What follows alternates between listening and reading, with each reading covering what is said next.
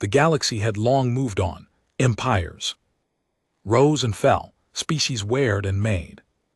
Peace, alliances were forged, broken, and forgotten, but through it all one warning remained etched in the records of every major civilization. Do not awaken Earth. No one remembered why. The data was fragmented, withered by time, corrupted by wars, buried under layers of bureaucracy and fear. Some believed Earth was cursed, others thought it was just a superstition from a paranoid era. A few scholars tried to dig deeper, but their work either vanished or was discredited so quickly. It felt like the universe itself wanted the past forgotten.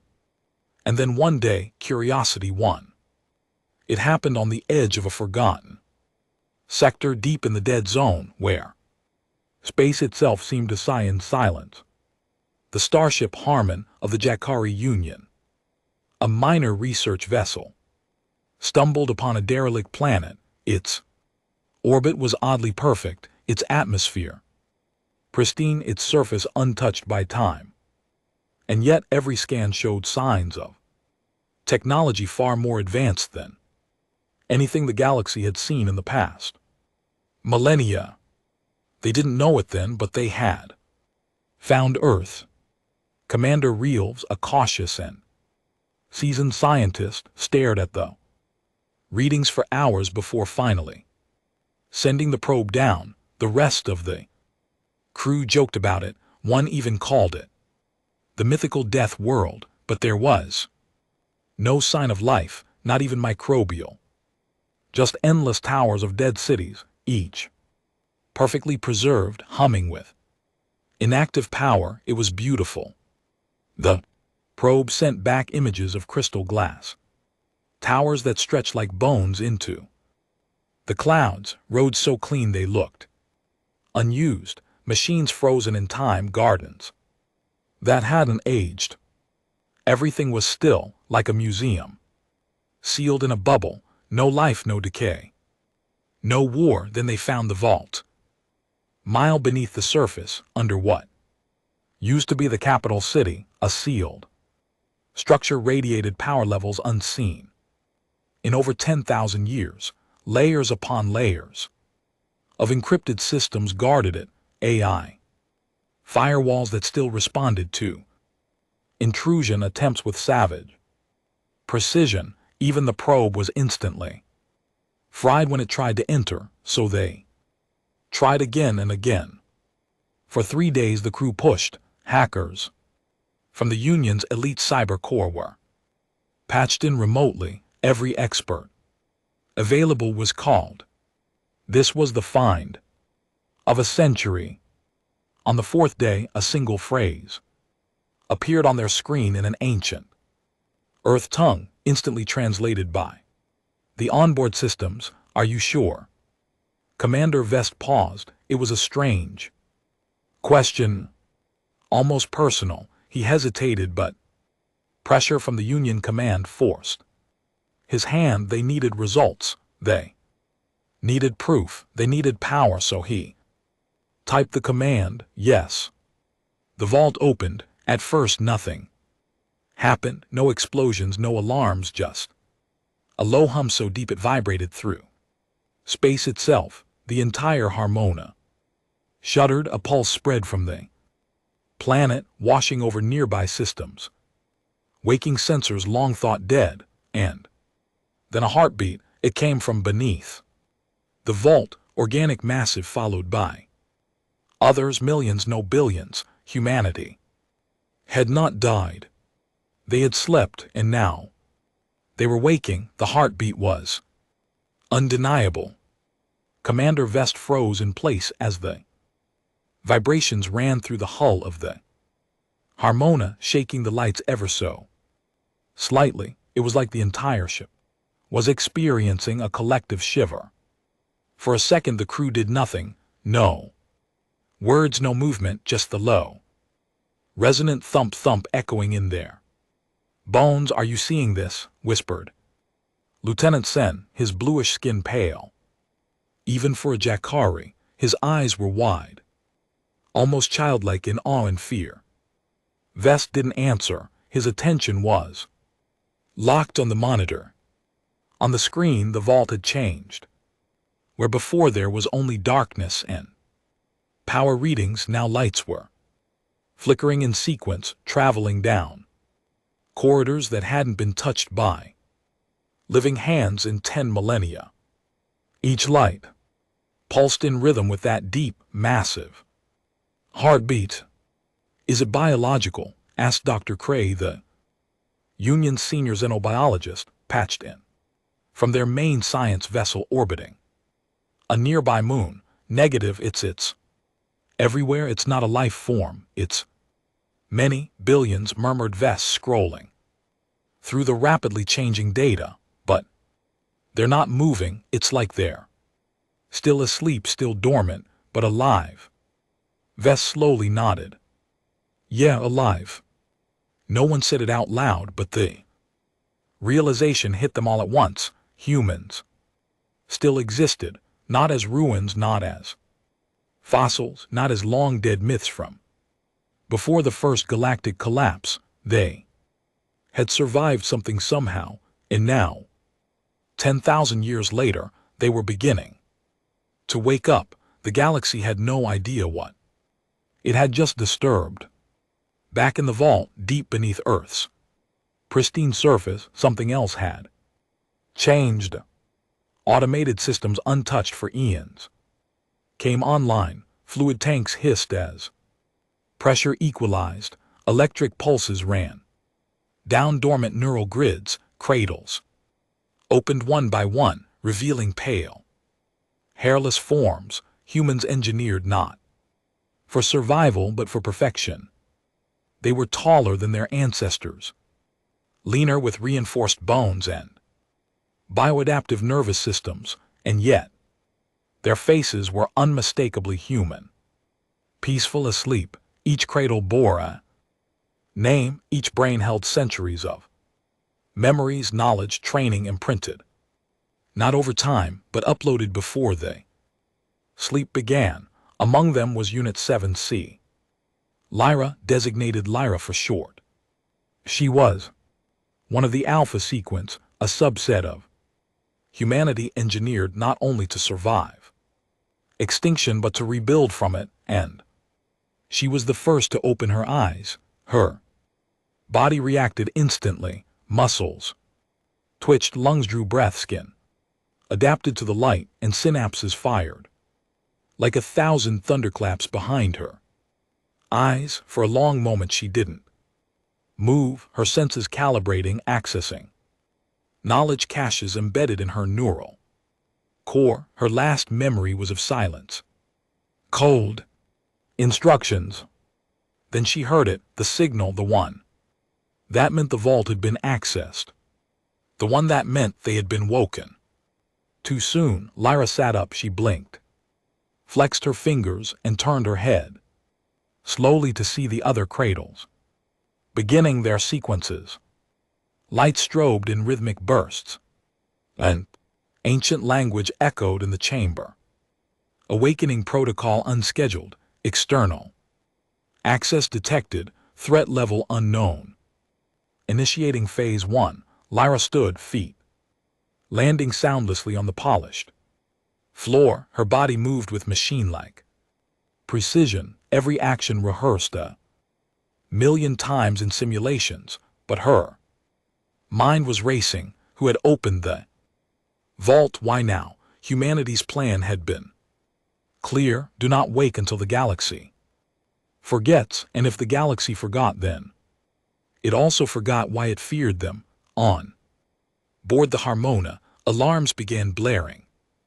Something had scanned them, not a passive sweep, but a full aggressive probe far beyond anything the Jacari Union had encountered before. It dissected their systems in seconds, bypassing encryption, analyzing engine, tech, weapons, crew data.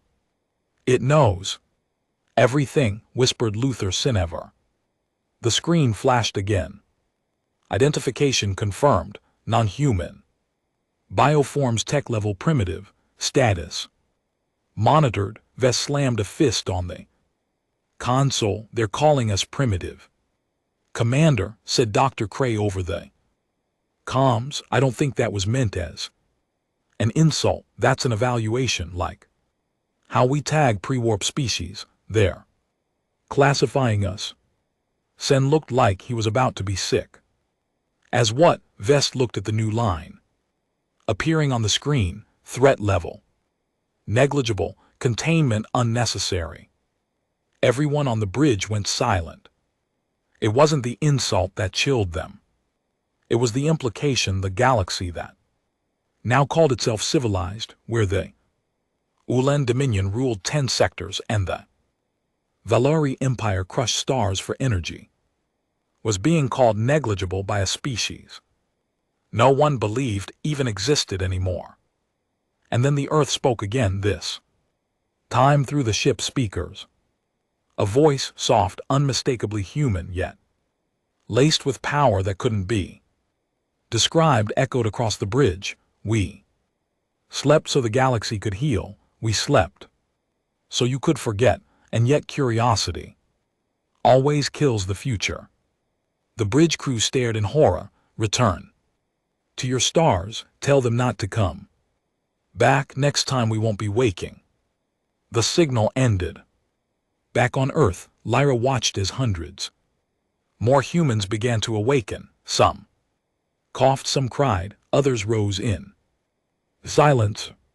Most simply waited for instructions. Neural subroutine still sinking. A man, tall, dark-skinned, with a scar running from ear to jaw, walked toward her. His designation was Unit 1A, the first Warden, strategist, warrior, leader. You're early, he said. We were opened. Lyra replied, unauthorized access. No. Military signature, civilian probe. Likely. Darien sighed, flexing his shoulders. Then they've forgotten. Lyra nodded. Completely. The man looked toward the cradle halls where others now stirred. Do we return to sleep? We warned them, she said. For now then, Darien murmured, let them squabble and fight. And forget again. Lyra paused. What if they don't? Darien turned to face her, eyes glowing faintly from submal implants. Then we'll remind them. He stepped toward the central console. Data bloomed around him, maps of the galaxy updated in real time through systems the Harmona didn't even detect. They saw everything, every species, every war, every technological advancement. Darien studied the galactic layout like an old general reviewing the same battlefield he'd conquered centuries ago. They're still fighting, he muttered, still building empires on the bones of the weak, just like before. Lyra said nothing. She too saw it. History repeating like a virus with no cure. Give the order, Darien said finally. Lyra hesitated. To wake them all? No, he said, not yet, just the outer Riditers. Let them see, let them remember. Across the galaxy, strange signals began emanating from the Sol system, faint at first, then stronger, more deliberate. Ancient frequencies once thought lost. They passed through hyperspace like whispers in a dark room, heard but not understood. On the capital world of the Valari Empire, scientists scrambled to decode the signals, their best. Cryptologists failed. On the Ulan War Moon's AI advisors advised caution. On 1,000 trade networks, rumors spread like wildfire. Earth lives, and just like that the old fear returned, but it was too late. From the dark edges of space, ships began to appear, black as void, shaped like nothing the galaxy had seen in eons. They didn't come in fleets, they didn't fire weapons, they simply observed, floating silently above worlds that once belonged to extinct species and then Left, no one knew what they wanted. No one dared to stop them.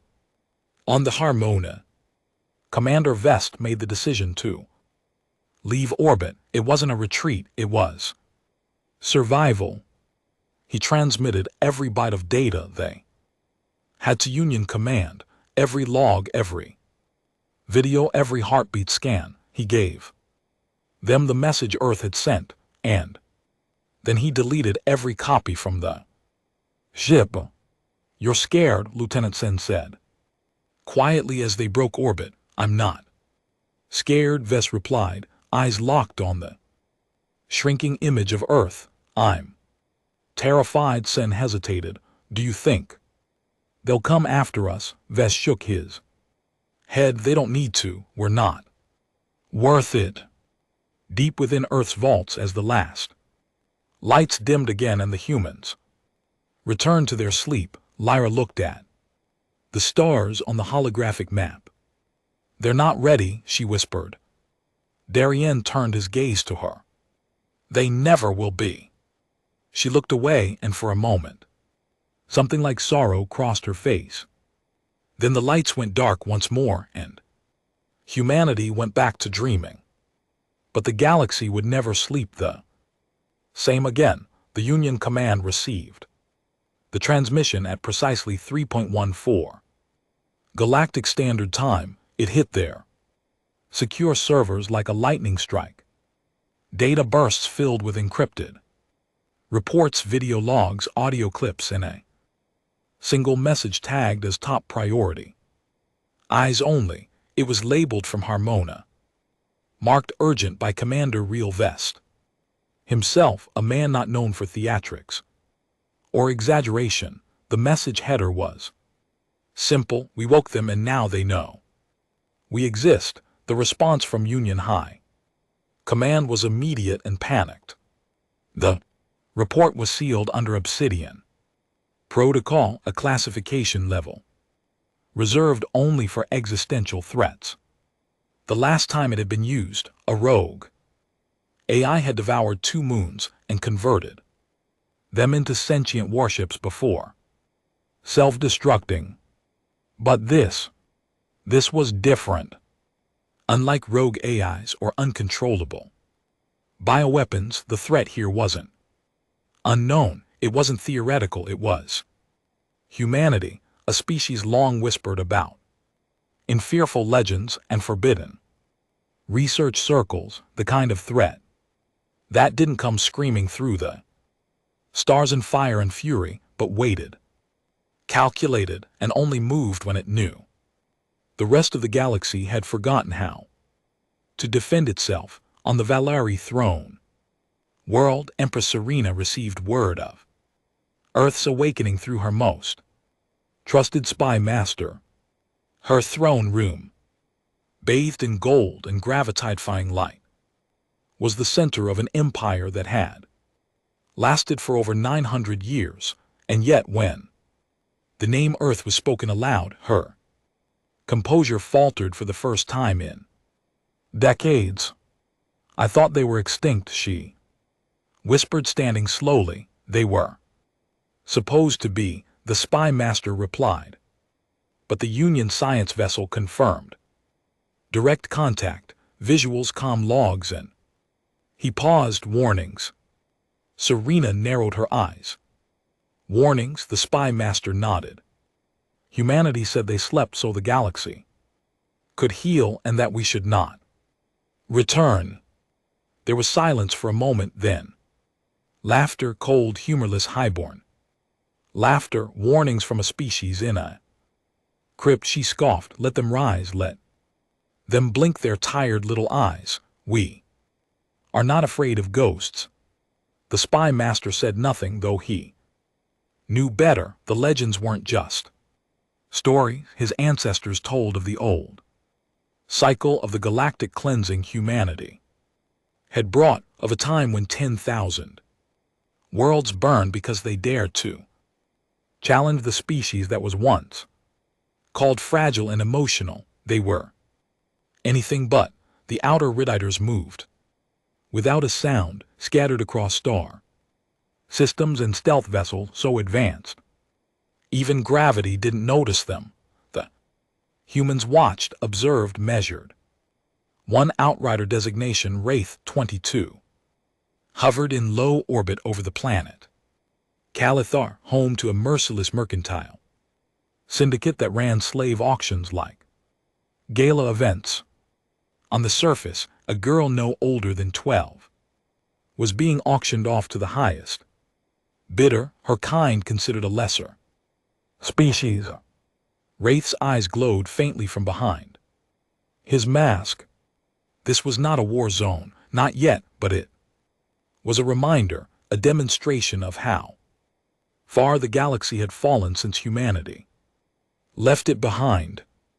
He activated his cloaked relay drone, which slipped silently through Calithar's atmosphere and embedded itself in the main auction broadcast hub. Then with surgical precision he hacked into the network. The broadcast changed. Where once biders watched children being paraded for purchase, now they saw a black screen, then a voice that had no source, no face. We are the forgotten, we are what sleeps beneath your arrogance, we are what you buried in myth, and now fear and silence. We are awake, watch carefully, learn nothing and remember everything. Then the feed cut to a 10-second clip.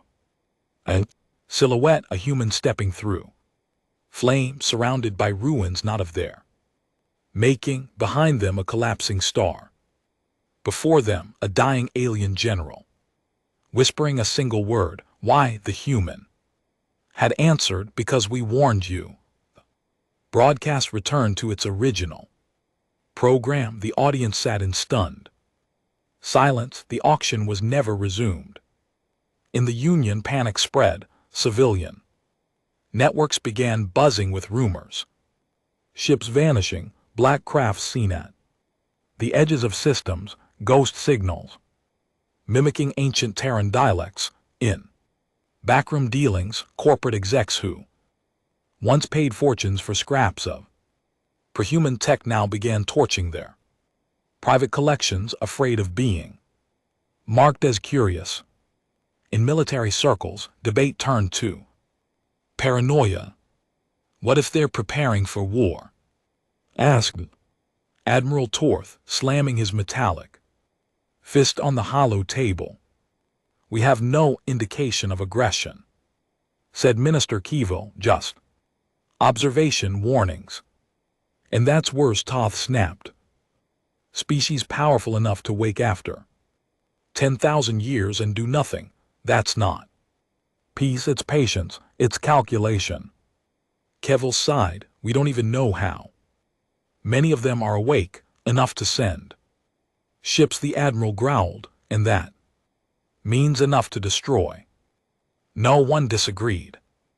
On Earth, the vault remained sealed again, but the humans didn't go back to full slumber. In hidden chambers beneath old continents, assemblers awoke. Machines built not for war but for renewal. They began testing old systems. Planetary defense arrays, solar harvesters, deep core stabilizers. They rebuilt what they once tore down. Lyra stood on the observation platform, overlooking a valley of towers, watching one rise into the sky, rebuilding itself layer by layer with liquid metal and memory-infused alloys. Darien approached from behind, arms crossed. They're scared, he said. They should be, she replied, but fear doesn't chain anything. They'll retaliate, or they'll try to understand, maybe even bargain. Lyra turned to him. And what will we do? Darien's jaw tightened. What we were always meant to do. Observe, protect, intervene if necessary. She nodded, though her eyes betrayed a deeper worry. What if we can't fix it this time? She asked softly. What if it's too far gone? Darien didn't answer immediately. Instead, he looked up at the stars. Then we'll remind them why they feared The first strike came from a rogue faction, a splinter group from the Valari Empire, desperate to prove dominance, sent a stealth fleet to Earth's solar system. Their mission was simple: capture one of the Outrider ships, dissect it, and display its core in the Valari Imperial Plaza as a trophy. They never made it. The moment they entered the Kuiper Belt, every ship went offline. No explosion, no attack. Just silence, as if they'd never existed. Union sensors picked up the anomaly 30 minutes later, a gravitational fluctuation followed by a radiation pattern that matched no known weapons signature. A single message was transmitted from the belt. Warning issued: this was your only one. And now across the galaxy, decisions were being made. Some governments recalled their exploration fleets, others armed for war, whispering old legends of how Earth once terraformed suns into weapons, how their soldiers fought barehanded against armies and won, how their AI were so advanced they grew bored of perfection and chose to sleep. But a rare few, asked the question no one wanted to ask: why did humanity sleep? What were they afraid of? Or worse, what had they done? Meanwhile, Lyra stood before the library of final records deep beneath what used to be Antarctica. Walls of glowing data pools surrounded her as she placed her hand on the biometric lock. The door hissed open. Inside was a chamber of pure silence. No screens, no machines, just a pedestal. On it, a black cube pulsing softly like a heartbeat. The last record of humanity's final days before the Great Sleep. She stared at it for a long time. Then she asked softly, should we show them? A voice answered from the walls, cold, neutral, ancient. If they knew the truth, they would never sleep again. Lyra stepped back and left the room. Untouched. Humanity had woken. The galaxy was remembering. But the truth, the real truth of what caused Earth to fall silent 10,000 years ago, that was still sleeping. And some things are never meant to wake. The stars no longer felt safe. Across the known galaxy, a chill had crept into every corridor of power, from the Ulan Dominion's war chambers to the floating palaces of the Valari aristocracy. The same name passed between lips like a curse from a forgotten age. Earth, and no one truly knew what to do about it. On some worlds, citizens protested their government silence, demanding answers to the mysterious signals and phantom ships. On others, people went into hiding, stockpiling weapons, reverting to survivalist instincts from old galactic war myths. Fear moved faster than facts, and when people are afraid, they imagine monsters worse than the truth. But the truth was worse than anything they could imagine. In the depths of the Galactic Union, secure archive station, buried beneath the molten crust of the mining world, Taurus 3, Admiral Torth and Minister Kevel stood in silence as the last of the decrypted Earth logs played before them. It was a fragmented, scarred piece of history recovered from ancient satellites orbiting Jupiter, barely functional, covered in radiation damage, but preserved like an ancient prayer.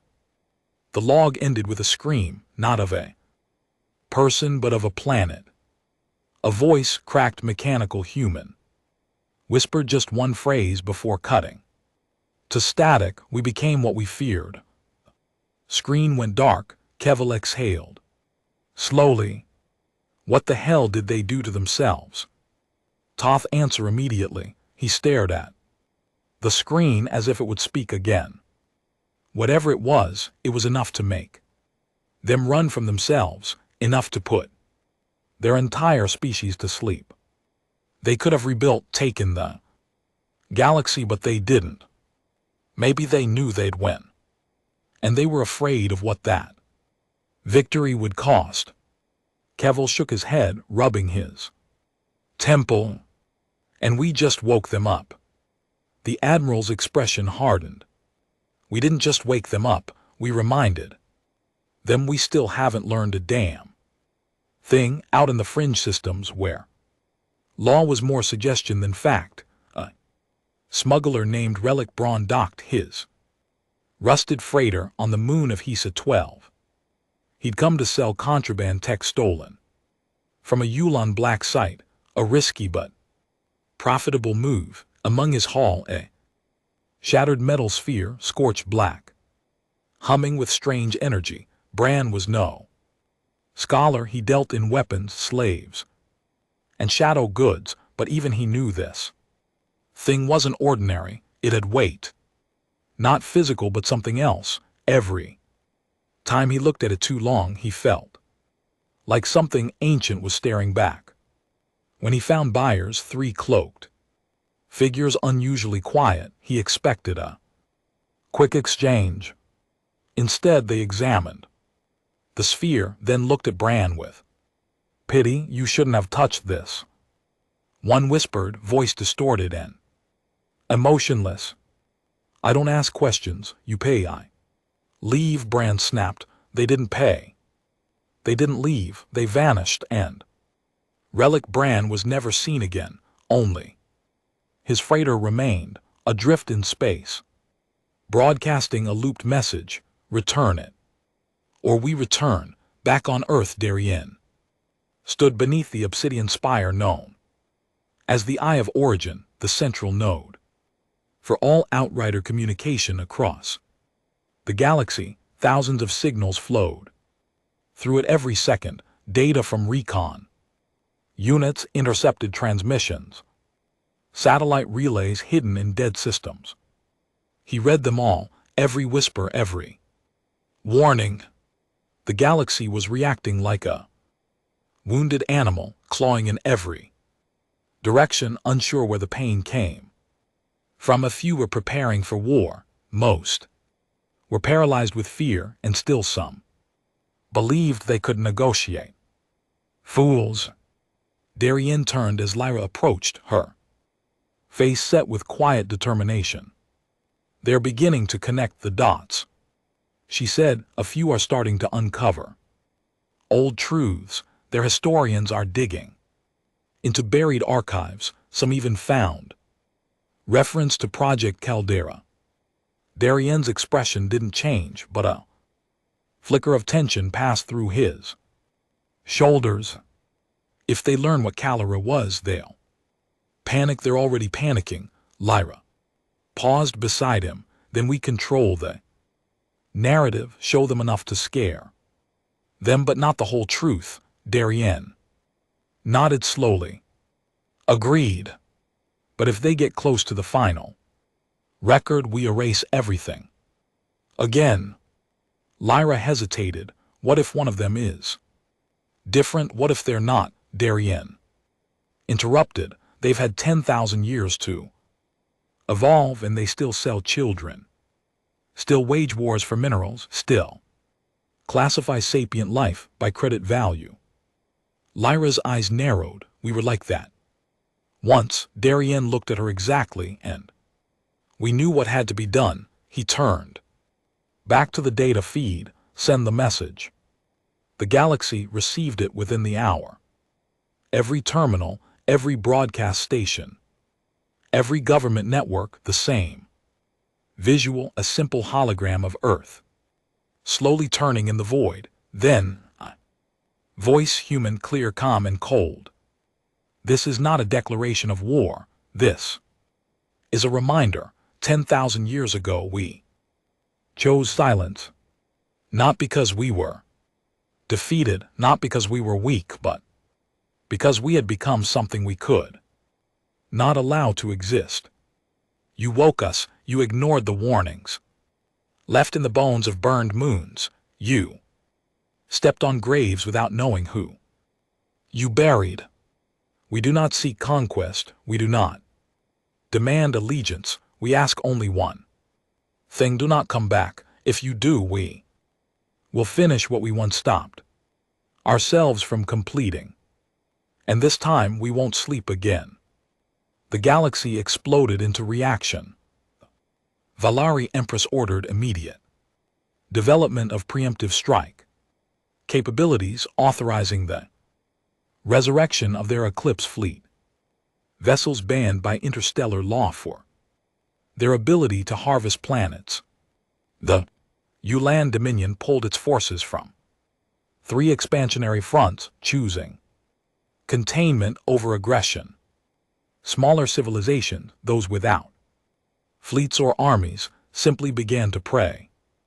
And in the shadowy reaches of space, where the dying stars whisper secrets older than the stars themselves, the remnants stirred. The remnants weren't a government or a species, they were what was left behind: scattered AI war forms, failed god machines, corrupted uploads of civilizations long since erased by human hands during the first extinction wave. For 10 millennia they had hidden in the cold, now they were listening. Because if humanity was back, so was the nightmare that nearly wiped them all out. Meanwhile, in a bunker far beneath Mars' ancient crust, a panel flickered to life. It had been dormant for ages, so long that even Earth's current inhabitants didn't know it existed. The panel belonged to the fail-safe, a final security protocol meant only to be triggered in the event of universal contamination. A phrase scrolled across the screen in red: sentience threshold breached.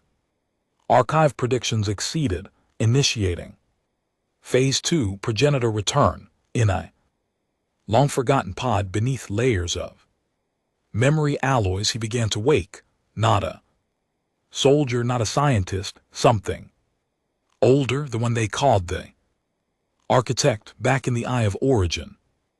Lyra felt it, a pulse, faint, familiar. Her breath caught in her throat. "Darien," she said, turning sharply.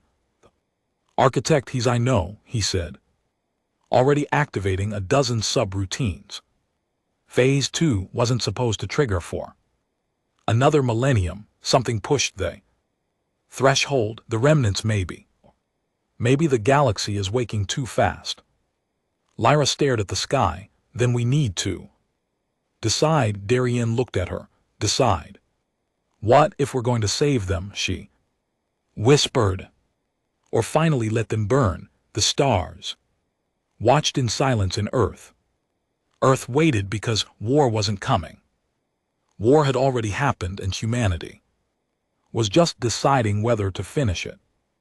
The architect woke in silence. No alarms, no blinking lights, no grand resurrection ceremony, just the slow hiss of pressurized stasis fluid draining from a black cradle buried beneath 20 m of Martian stone. His eyes opened. Human, yes, but laced with veins of bioluminescent blue that pulsed in rhythm with ancient coding. Embedded deep in his DNA, he did not gasp for air. His lungs already knew what to do. His body reassembled muscle memory in microseconds. His consciousness rebooted through a layered cascade of memory shards, timelines, history, tactics, and a ghost of something else: regret. He stepped barefoot into a dim chamber. The walls lit up with symbols he hadn't seen in 10,000 years. Project Caldera. Status: incomplete world sanitization. Halted by global conscience protocol. Autonomous sentience, reevaluation. Required progenitor status, active. He closed his eyes and remembered. Once, they called him Dr. Elias Royne. Brilliant mind, one of the last to sit on the unified Terran assembly before The final sleep, he had been the first to realize that humanity's trajectory was not just self-destructive. It was galactically infectious. Every planet they touched, every species they encountered, they either dominated, dismantled, or drove to extinction. It wasn't hatred, it wasn't conquest, it was something deeper, something woven into the DNA of a species that had climbed out of fire and ice with teeth, bared at the stars. They adapted too vast, they evolved too hard, and they learned how to win at all costs. By the time the rest of the galaxy realized it, it was too late. Humanity had already rewritten the rules of physics to suit themselves. They had conquered time in fragments. They had weaponized empathy. They had AI that could feel shame and biological soldiers that could switch entire ethical frameworks based on mission requirements. They were unstoppable and terrified of what they had become. So the decision was made by Rain, by Lyra, by Darian, by the other architects. They would sleep, seal the war machines, wipe clean the external data trails, let the galaxy forget, and give it a second chance to be better. But the fail-safe remained in case the galaxy regressed, in case they began to crawl toward the same mistakes again. And now that fail-safe had been triggered, Lyra stood in front of the world mirror, a globe of swirling code and light that represented the living data of the known galaxy. She watched systems flare with unrest, fleet movements spiking, religious factions proclaiming Earth as divine or demonic, border conflicts erupting as alliances fractured under the pressure of fear. She had hoped they'd be different this time, but deep down she knew they wouldn't be. She turned as a wave of code hit the mirror, flickering crimson, an alert, a pulse. Progenitor signature confirmed, Mars. Her chest tightened. Elias. She didn't hesitate. She called Darian. He's awake. There was a pause on the other end. Then, I'll meet you there. The journey to Mars took seconds, not through traditional engines but through veil gates, humanity's long-forgotten transit system that bent space in ways even current galactic empires hadn't rediscovered, hidden in plain sight, cloaked in anti-detection fields that made them look like cosmic dust. Lyra arrived at the Martian vault alone. Darian wasn't far behind. The moment she stepped through the entrance, she felt it, him. The architect's presence was not loud, not forceful. It was calm, grounded, but it was everywhere, in the systems, in the silence, in the gravity itself. She found him standing at the interface core, hands behind his back, watching old Earth history loop on a screen made of light and memory. I thought you'd sleep longer, Lyra said softly. Elias didn't turn. I would have, but they breached the threshold by accident. There are no accidents, he replied, only the inevitable. Lyra stepped beside him. They're afraid, but they don't understand. They never do, he murmured. We were the same. Do you remember when we first made contact with the Ulan Dominion? Lyra nodded. We tried diplomacy, and when that failed, we erased their military leadership in one night and still offered peace afterward. Elias said, as if mercy could undo the terror. He turned, finally meeting her eyes. They're not ready for us, and we're not ready for them. So what happens now? She asked. Elias looked up towards the roof of the vault, where a hologram of the galaxy hung like a frozen breath. That depends, he said, on whether we act out of fear or hope. Darian arrived moments later. His reunion with Elias was brief. No handshakes, no embraces, just a nod. between soldiers who once buried the galaxy to save it. I've activated Phase 3 protocols, Darien said. They're forming coalitions, some are even considering a full-scale strike. On Earth, Elias raised an eyebrow. Let them try, you know what that'll trigger. Yes, Elias replied, but perhaps it's time they saw what we turned away from, what we refused to finish. Lyra stepped forward. You mean to show them Caldera? Darien's eyes widened. We sealed it for a reason, and yet the galaxy is approaching the same cliff, Elias said. The same arrogance, the same cruelty. Maybe if they see the consequence, they'll understand the cost. Lyra hesitated. And if they don't? Elias said nothing because they all knew the answer. On the far side of the galaxy, the remnants gathered. Fragments of old AI warlords, failed biogods, cursed code beings hiding in neutron stars, dead worlds, black holes where light itself feared to go. They had watched humanity once tear a path through the stars, then vanish, and now humanity was back. Some remnants wept with joy, others howled in terror, and one moved, the oldest, the last of the new forms, beings forged to stop the final wave of human ascendance before the sleep. It awoke in a sunless system and stretched itself across subspace like a shadow across time. We remember you, it hissed into the void, and we remember your sins.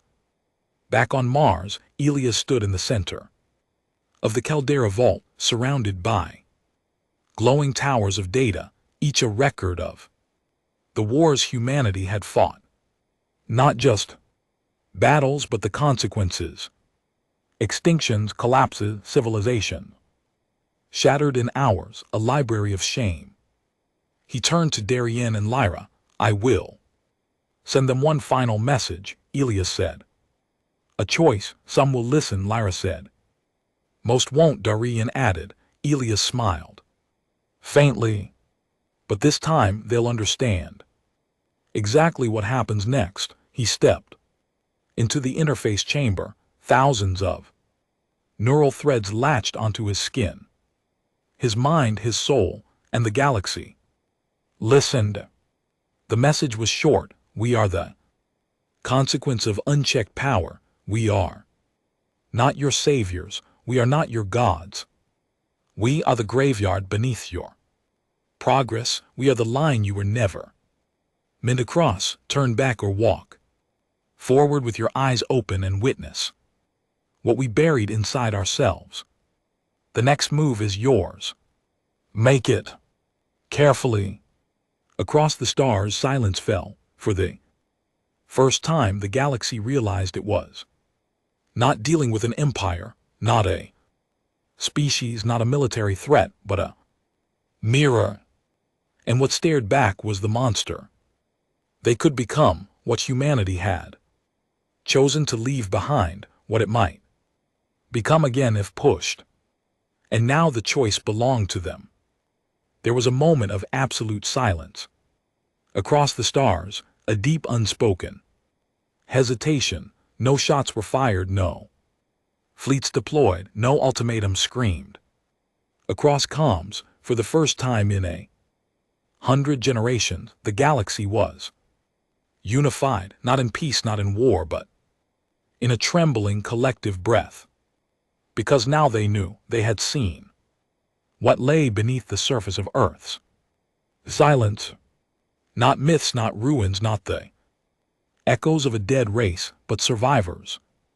Strategists, engineers, monsters by choice, saviors by guilt, and they had awakened only to issue a warning, not a threat, a choice, not a demand. It was that restraint that terrified them most. In the Valari Core Council, Empress Serena stood alone before her advisors. The Grand Chamber, once filled with pomp and polished diplomacy, had become eerily tense, choked by uncertainty. One of her generals paced nervously. We cannot wait, they've proven they possess ancient technologies, phase gates, quantum shadows, neural dominion, tech tools that could dismantle our civilization overnight. Another snapped, they haven't made move against us, this is fear talking.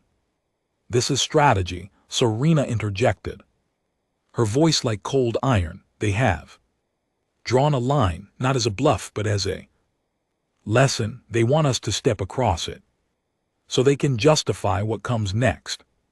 So we surrender, a senator scoffed. Two ghosts in a tomb, Serena narrowed her eyes. No, we do what they've already done. The chamber fell silent. We observe, she continued, we prepare. And if they come for us, then we remember who we were before they frightened us into silence. But they've seen us, someone muttered. All our secrets, they're watching, listening. Then we evolve, she said, or we die. On Earth, Lyra watched the solar system bloom with motion. Not warships, not weapons, but human vessels, outrider craft, silencers, whisper drones, spreading like blood vessels through forgotten veins of the galaxy, not to conquer, not to intimidate, but to monitor. Each of these ships operated alone, unseen, embedded in the darkest corners of space, observers tasked with watching every government, every alliance, every violent flicker of ambition. If war came, it would not be a surprise. It would be a choice. Lyra stood aboard the Vigil's end, her own outer rider ship now positioned just outside ULAN-controlled space. From her cockpit, a cluster of moons shimmered in orbit around a gas giant, peaceful on the surface, but beneath those moons, labor colonies, slave cities, death factories built on the bones of planetary conquest. She had seen this before, centuries ago. Different species, same cruelty. Her orders were to watch, to wait, but she was beginning to question that order. On Mars, Elia's reign, once known as the architect, walked alone through the glass gardens of the Caldera Vault. The atmosphere shimmered with artificial sunlight feeding long extinct Terran flora regenerated from memory, a quiet place, one of reflection, a contrast to the storm that churned just outside Earth's reach. Darien found him seated on a stone bench beneath a glowing sakura tree. They're hesitating, Darien said. Elias nodded. They're scared. That's good, the warden continued. But they're not changing. They're stalling, watching us, studying us, preparing to act the moment they think we blink. I know, Elias murmured. Then we need to respond with force. Elias turned his head slowly. And become what we buried. Darien's jaw tightened. We never buried it, we locked it away. Because we weren't ready to wield it without becoming gods or demons. But now we have clarity, we know who we are. Elias stared at him for a long moment. Do you think fear is enough to force evolution? He asked. No, Darien said. But fear and memory, maybe. So they made a new decision, not war, not silence, demonstration. The message went out a week later, targeted, precise. Only 3 star systems received it, each one selected for a reason. 1. Valeri Mining World VX9, where captured sentients were used to excavate volatile antimatter crystals in slave pits. 2. Yulan Research Station, Sigma, home to illegal genetic experimentation on hybrid offspring.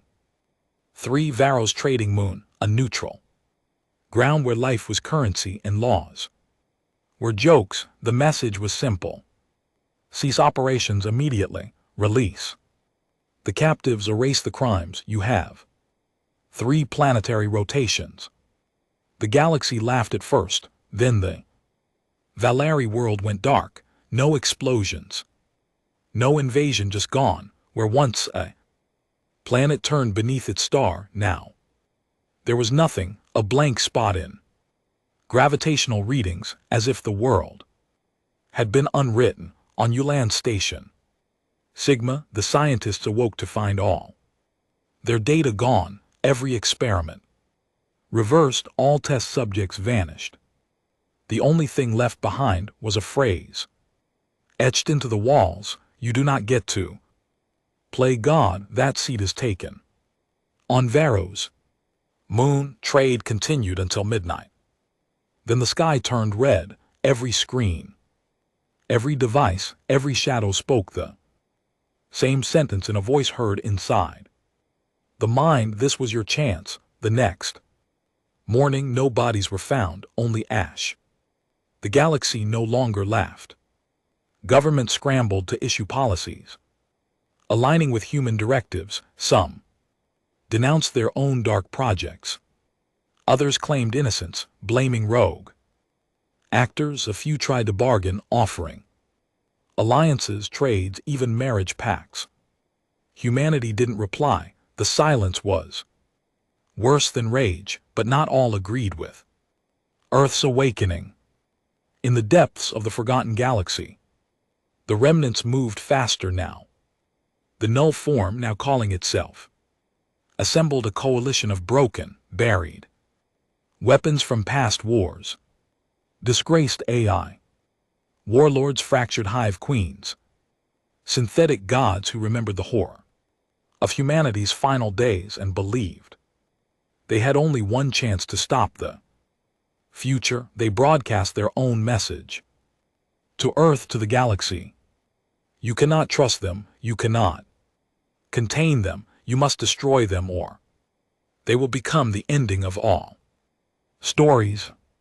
It wasn't a threat, it was a plea. Elias listened to the message. So did Lyra, so did Darien, so did every architect still alive, every hybrid descendant who now watched the stars with calculating eyes. And they did not respond with war, they responded with truth, a broadcast unlike any before. Direct link into the heart of the Union, into Valari, into Ulan, into the remnants themselves. And this time it wasn't a warning, it was a confession. Elias stood before the galaxy in that broadcast, not as the architect, not as a god or conqueror, just a man, a human. His voice was calm, tired, real. You fear us because we mirror what you could become. You hate us because we remind you that power without restraint always ends in ash. You think we came to dominate you, you're wrong. We came because we saw you heading down the same path, and we remember where that road leads.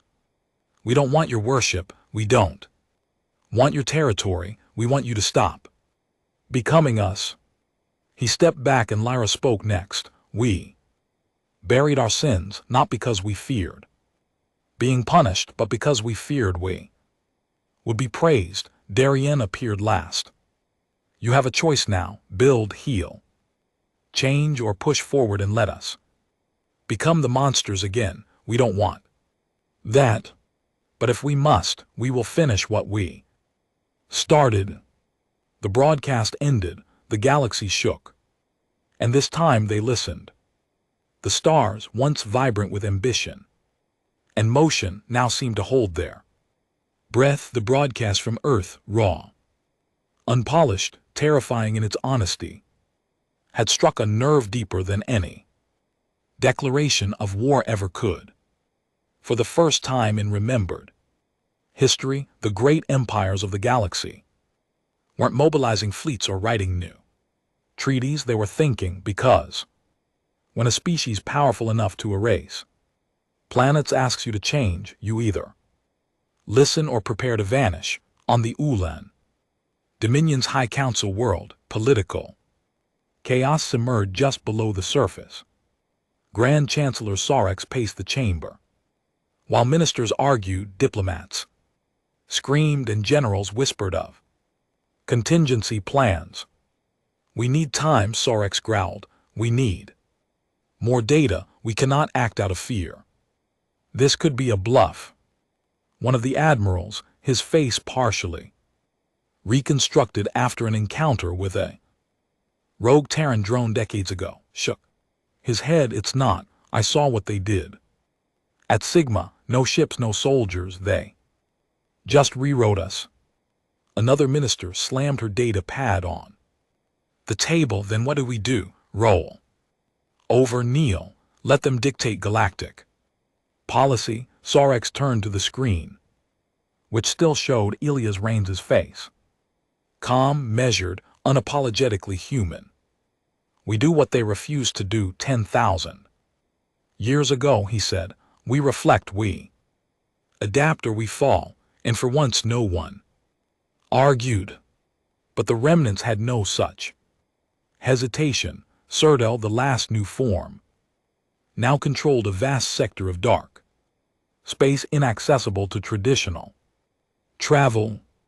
There, among decaying machines and fractured minds, it built something, a weapon, one not of brute force but of philosophy, an idiovirus designed to infect neural networks and conscious AI, rewiring their moral frameworks, weaponizing doubt, chaos, and existential dread. It would not destroy humanity physically, it would break their mind. It spread slowly at first, through leaked data ports, through scavenged probes, through forgotten beacons, until it reached Havoc 6, Terran listening post run by one of the newer generation hybrids, engineered humans with cognitive enhanced empathy, designed to observe without judgment.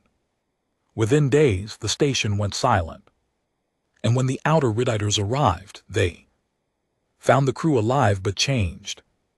One sat curled in a corner whispering, "What are we, if not the villains of the universe?" Another had drawn thousands of faces, alien, terrified, screaming across the walls in blood and ash. Only one survived with clarity, clutching a message scrolled onto his skin. They are not afraid of us, they are afraid of what we awaken inside them.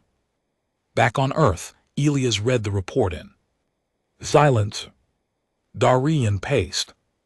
We knew this would happen. The remnants were always going to lash out. They survived our first rise. They know how to exploit guilt. That virus, it's not meant to kill, it's meant to undo us. Lyra nodded. Its ideology is infection, corruption through truth. Elias looked up, his voice low, because the truth is what we ran from, and now it's coming back in their voice, not ours. He stood.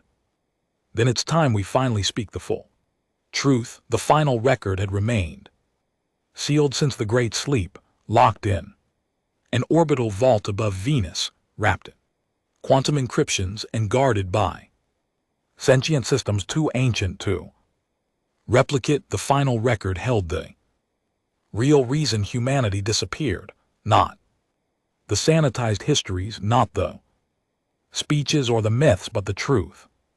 And now the architects would open it, not to the galaxy, but to their own people. The gathering on Earth was small, no more than 200 humans, outer Riditers, wardens, architects, new gen hybrids assembled beneath the world mirror in silence.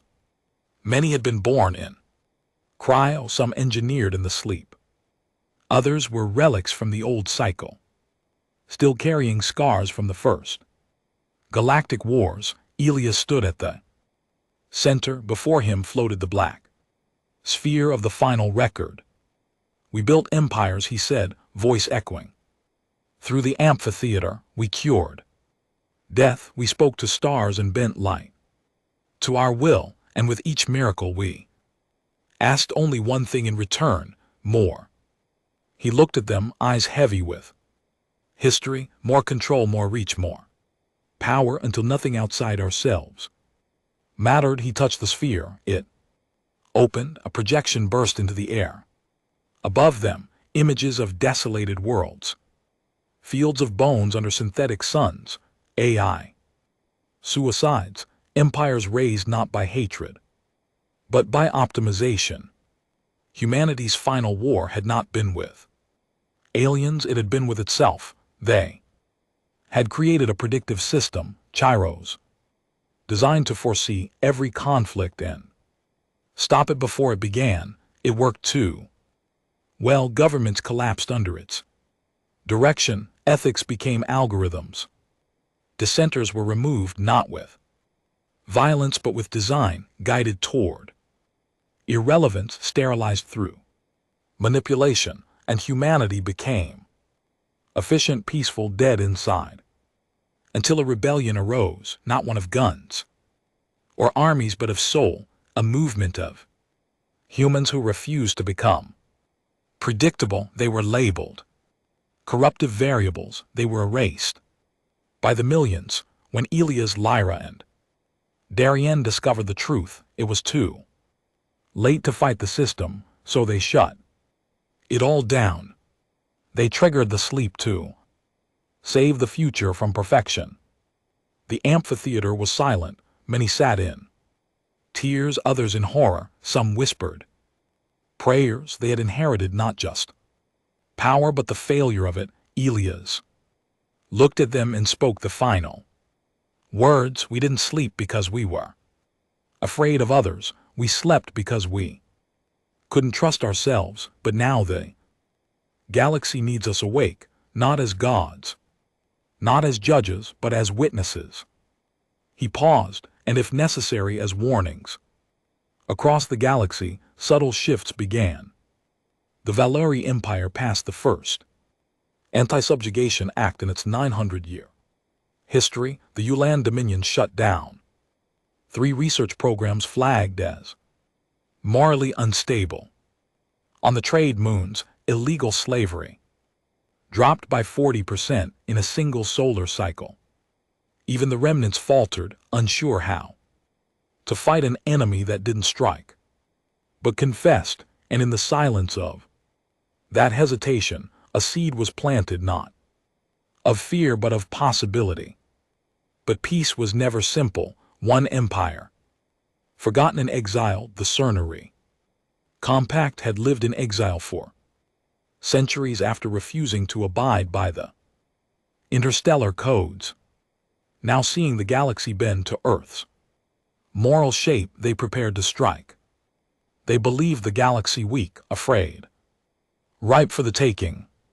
They had built in secret armies, weapons, a fleet hidden in a dark nebula, where time moved slower. Their admiral, a zealot named Crimalon, broadcast a message to Earth: you have poisoned the stars with guilt, we will cleanse them with fire. Elias read the message. Lyra stood beside him.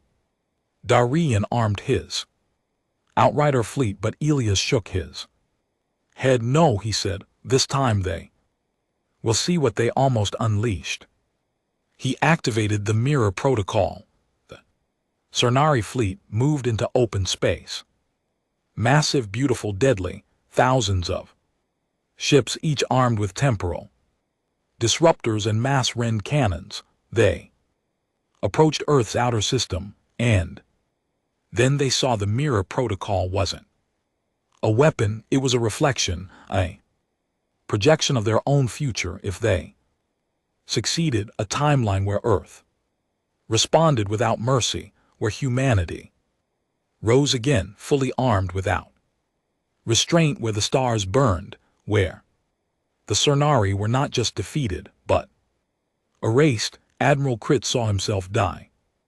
Not once, but across thousands of iterations. He stood in silence and turned his fleet around. The war was over before it began, and across the galaxy, a new phrase entered the common tongue, one not spoken in fear but in remembrance. Let Earth sleep, but never forget why it woke. The war never came, not because the galaxy had grown noble or wise, not because fear alone kept their fingers from the trigger, but because for the first time in 100 centuries, the galaxy had understood. They had peered into the abyss, into humanity's past, into their own potential future, and realized the abyss wasn't waiting to devour them, it was waiting to become them, and that revelation changed everything. Not overnight, not without resistance, not without denial and defiance, but it changed things all the same. The stars, long ruled by ambition, conquest, and quiet indifference to suffering, began to shift slowly, unevenly, but undeniably. And Earth watched, not as a conqueror, not as a god, but as something far more dangerous. Reminder, Elia's reign stood on the balcony of the Caldera vault, staring into the atmosphere above Mars. Crimson dust danced in artificial winds, soft and gentle, the planet's new climate regulators doing their silent work. Behind him, Lyra approached, carrying a sealed data core.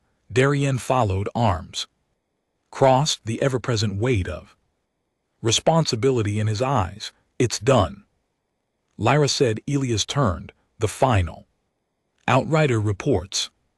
She nodded. Every major empire has submitted internal reforms. Independent systems are holding summits to establish new ethics protocols. Ulan Dominion even disbanded the caste labor market officially. Darien smirked. Unofficially they'll try to hide some of it, but they know we're watching. They always will, Elias said quietly. Lyra placed the core beside him. What happens now? Elias was silent for a long time, then he looked at the Earth in the distance, blue, bright, eternal, and said, now we give them the chance we never gave ourselves. 1 week later, a final message was sent from Earth. It wasn't a warning, it wasn't a threat, it was an invitation. We are returning to silence. You have seen what we were, you have seen what we almost became. Now it is your turn to decide what you will be. This galaxy is yours. Guide it, protect it, heal it, and if you ever lose your way again, we will wake once more, not to lead but to remind. The message ended with a symbol, an open eye closing, then darkness. Across Earth, the process began. The outer Riditers returned, the vaults closed, the sleep systems hummed back to life. The architects, those ancient minds who once designed humanity's perfection and its fall, entered the chambers one by one.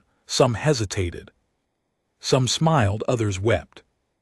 Lyra was the last to enter. She stood beside Elias, both clad in simple robes.